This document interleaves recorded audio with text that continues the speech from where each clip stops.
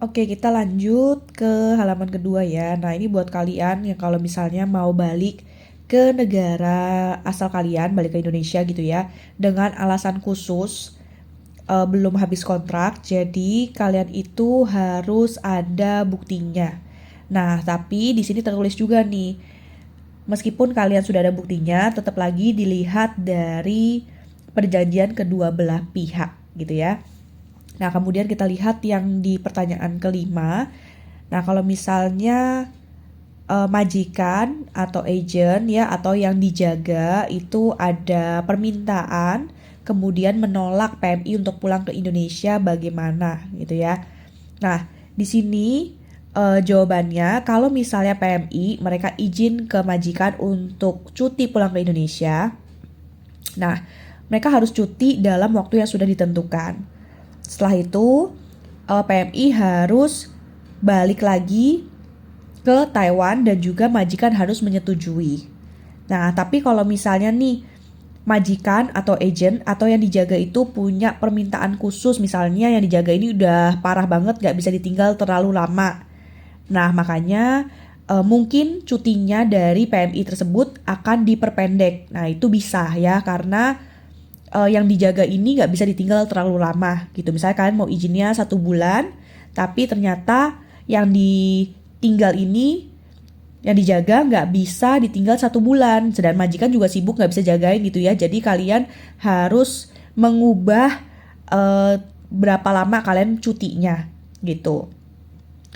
Nah kalau misalnya kalian udah ubah tanggalnya atau misalnya waktunya nggak pas gitu ya, dan majikan juga setuju kalau misalnya kalian balik ke Indonesia di tanggal itu, nah kalian juga harus tanya majikan apakah majikan setuju kalian balik ke Taiwan di tanggal yang sudah kalian tentukan ya. Jadi ini penting banget sih karena kalian yang mau cuti, kalian harus benar-benar kasih tahu majikan tanggal berapa kalian pulang Indonesia dan tanggal kapan kalian balik ke Taiwan.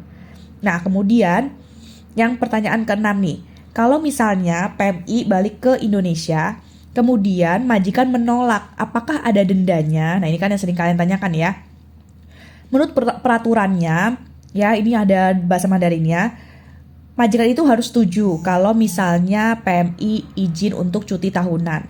Kalau misalnya majikan nggak ada alasan tiba-tiba menolak ya, maka dia akan didenda. Ingat loh ya, majikan didenda kalau tiba-tiba menolak tanpa ada alasan yang jelas. Tapi kalau misalnya majikan menolak dengan alasan yang jelas, kalian harus rundingin lagi harinya. Misalnya kalian pertama izin mau 1 bulan, ternyata majikan nggak setuju nih. Majikan hanya boleh 2 minggu, ya berarti kalian harus ngikutin apa kata majikan, cutinya hanya 2 minggu gitu ya. Jadi dendanya itu berlaku kalau misalnya tidak ada alasan yang jelas tiba-tiba menolak, nggak ngizinin kalian pulang ke Indonesia untuk cuti. Ya. Nah kemudian yang nomor 7, kita lihat ya. Kalau misalnya PMI ya nggak tepat waktu untuk bukan, kalau misalnya PMI di waktu yang berbeda dia izin cuti tahunan sama izin cuti untuk alasan khusus gitu ya. Nah gajinya itu hitungannya gimana? Jadi kan kalian itu boleh cuti untuk cuti tahunan ya. Biasanya kan yang setahun 7 hari. Tapi misalnya nih kalian karena ada alasan khusus gitu ya, kalian pengen cutinya itu ditambah gitu ya. Nah, itu perhitungan gajinya gimana? Nah, di sini dilihat ya, kalau misalnya kalian cuti tahunan, itu kan majikan tetap kasih gaji ya, sesuai dengan ketentuan yang ada di kontrak kerja kalian. Jadi kalian punya kontrak kerja harus dibaca ya. Oke, nah untuk selanjutnya kita lihat di halaman yang ketiga ya. Nah, ini yang halaman ketiga selanjutnya ya. Tapi kalau misalnya PMI itu pulang karena alasan secia itu ada alasan khusus sendiri ya, bukan kalian cuti tahunan. Nah, di sini juga tertulis kalau kalian cuti tahunan itu majikan tetap bayar gaji. Tapi kalau kalian pulang ke Indonesia bukan pakai jatah cuti tahunan tapi pakai kalian izin, maka majikan itu tidak wajib untuk kasih gaji kalian. Ya, di sini udah tertulis nih. Jadi kalian pulang ke Indonesia itu pakai apa izinnya? Kalau kalian izinnya bukan pakai cuti tahunan, maka majikan nggak wajib gaji. Tapi kalau kalian izinnya pakai cuti tahunan, majikan tetap kasih gaji seperti biasa, gitu ya. Nah, kemudian yang ke-8 kita lihat, Kalau misalnya majikan setuju PMI-nya balik ke negaranya, nah tiket pesawatnya siapa yang bayar? Ya, ini juga kan kalian suka tanya ya. Nah, di sini ada jawabannya nih. Majikan sesuai dengan peraturan setuju untuk PMI-nya pulang ke Indonesia. Untuk masalah tiket, ya, itu ada berdasarkan perjanjian kedua belah pihak. Ya, jadi kalian yang punya pertanyaan, saya mau pulang Indonesia, yang bayar gaji saya, bayar tiket saya siapa? Majikan atau saya? Itu kalian lihat di kontrak kerja kalian. Kalau di kontrak kerja kalian tidak tertulis majikan yang bayar tiket pada saat kalian cuti tahunan setelah habis kontrak, maka tiket kalian bayar sendiri. Tapi kalau misalnya tertulis, ada yang tertulis setelah kontrak selesai 3 tahun, maka majikan akan memberikan tiket pulang ke Indonesia. Maka tiket kalian dibayarin oleh majikan, gitu ya. Oke, yang terakhir ya. Kalau misalnya yang 9 ya, PMI pulang ke Indonesia, kemudian PMI ini nggak balik lagi ke Taiwan. Nah, majikan gimana ngurusinnya?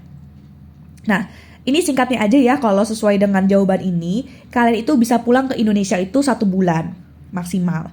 Kalau kalian pulangnya lebih dari 1 bulan, kalian harus ada surat persetujuan dari majikan.